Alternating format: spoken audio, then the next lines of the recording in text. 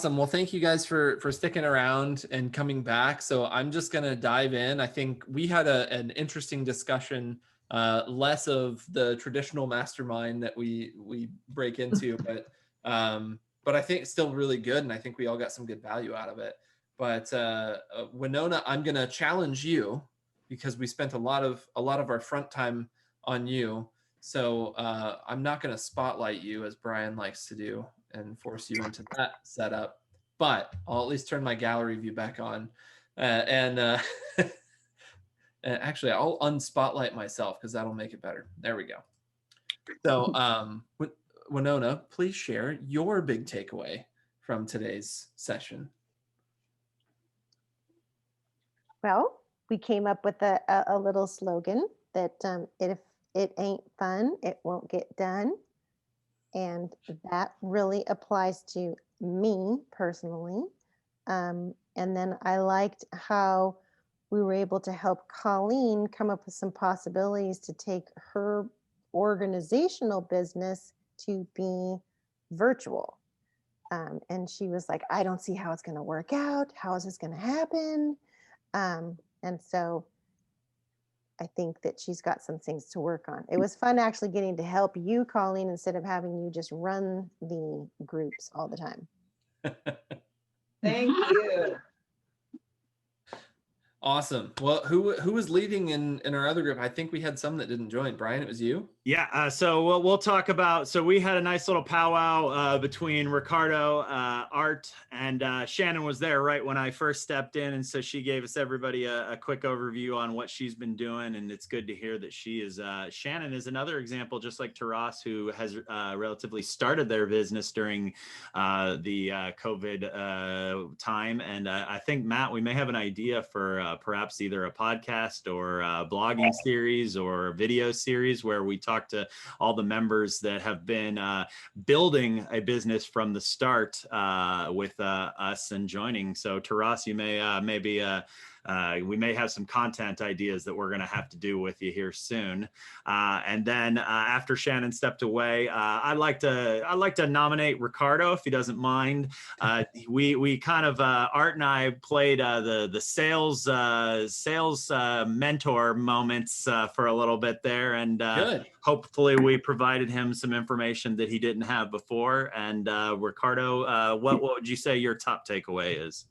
My top takeaway was, so my initial question was about how I should approach small businesses in terms of approaching like the boss or the employees. And they suggested that it would be better to get an advocate who is an employee because that's a more personal relationship instead of going for like the CEO or the CFO, because their initial approach from me is like, oh, they might reject me because a lot of people are coming towards them.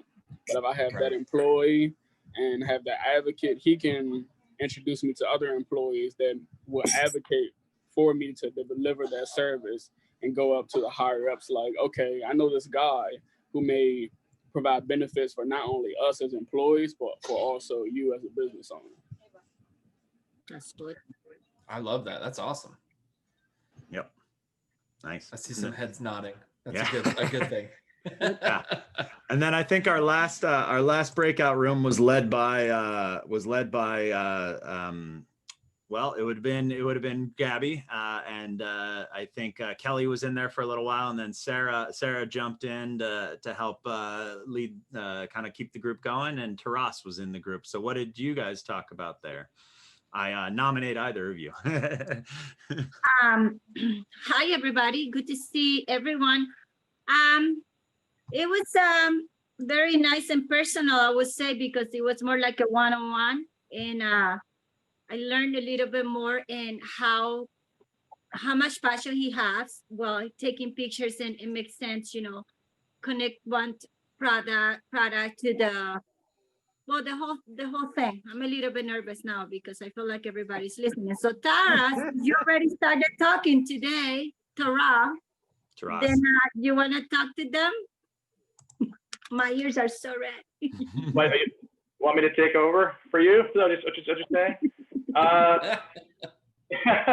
We spent most of the, because Kelly had to break off quickly. And actually, I'm looking forward to getting to know Kelly a little more with LAX Coastal. But Gabby was talking about ideas about how we can make Freedom Misto much prettier than it already is, and how I can help out. And you know, also talking about, you know, supporting these small businesses. These restaurants are going to hopefully they'll survive through the winter, because it's going to be a struggle with the increased capacity and all that. So please support your local restaurants, because it's, you know, it's going to be a tough time. So, Yeah. but yeah, we had a nice discussion. Yeah, we know. Think local, stay local, be local. That's Yeah. a mindset that I came up with that. I was listening to how Steve Jobs, you know, when he came back to Apple, he had gone from his last campaign with Apple was a 9-page write-up in the New York Times, and when he came back and launched the next Apple Pro computer, he did only 2 words, and it was think different. And it got me thinking that I feel like that word should be applied to local, and think local, be local, stay local. That think local mindset, I think, is something that we need to get more people in that mindset of what do you, when you go to purchase something, what do you do? Well, you think local. You think about your friend's business around the corner, the restaurant that you've gone to for 20 years, and you consider how you can be of value to them, because their value brings value to your community. Couldn't agree more. Yeah. Love that. Yeah. That's awesome. Well, thank you to Ross, and hey, thank you to Ross for your great presentation and walking through all those pictures. And Yes. we'll definitely, you can find Taras's work in many places, but I want to make sure to remind everybody that it's available also on at Easy Alfred to check him out there too. So your Easy Alfred at Instagram. Let me clarify that. I apologize. Yes.